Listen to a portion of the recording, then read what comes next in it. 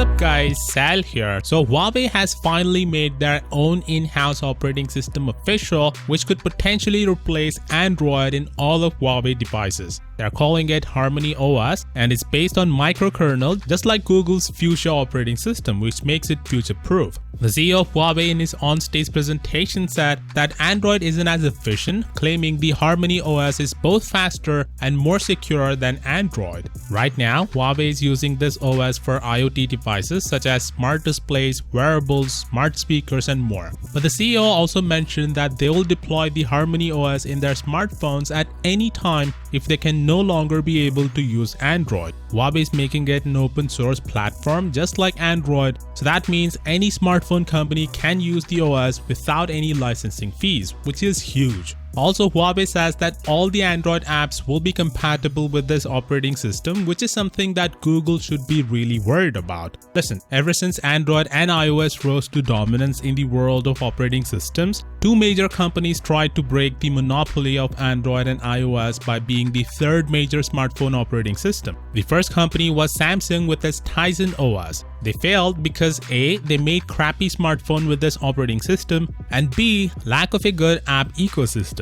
Samsung realized it's not worth spending money on Tizen for smartphones, so they seemingly relegated Tizen to its smartwatch lineup. The second attempt was from Microsoft with Windows Phone. When they announced Windows Phone back then, it was so much promising with those live tiles and deep Microsoft Office integration, and hands down the best looking smartphone operating system ever. But they failed primarily because of the lack of third-party apps. So why do I think Huawei can make it work when giants like Microsoft and Samsung failed to do so? There are multiple reasons. One, HarmonyOS will be compatible with Android apps, so the app ecosystem isn't really a big problem. But it's not that simple either. We still don't know whether the apps that work so good on Android would perform the same in HarmonyOS. You see, BlackBerry tried similar things years ago by making BlackBerry OS compatible with Android apps, but the app experience on BlackBerry phones was just bad, and apps used to crash quite often. So yeah, if Huawei can port apps without these problems, then app ecosystem isn't really a concern for this new operating system.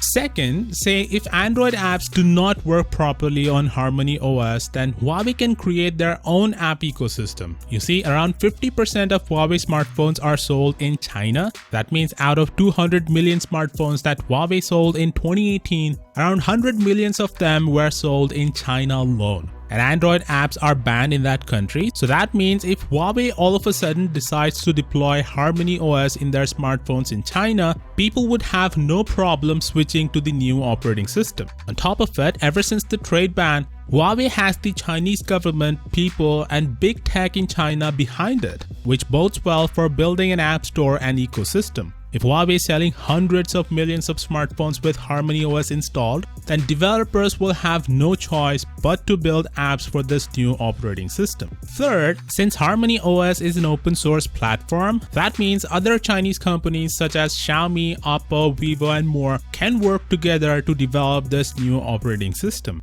They can start in China and expand to the rest of the world. So that means Google has a lot to worry about the HarmonyOS, and I guess Google should just wish that the US government allows Huawei to keep using Android. Of course, with that being said, let me know what you think about this. Would you think Huawei can make the HarmonyOS successful? Let me know in the comments, and as always, I'll see y'all tomorrow. Peace out.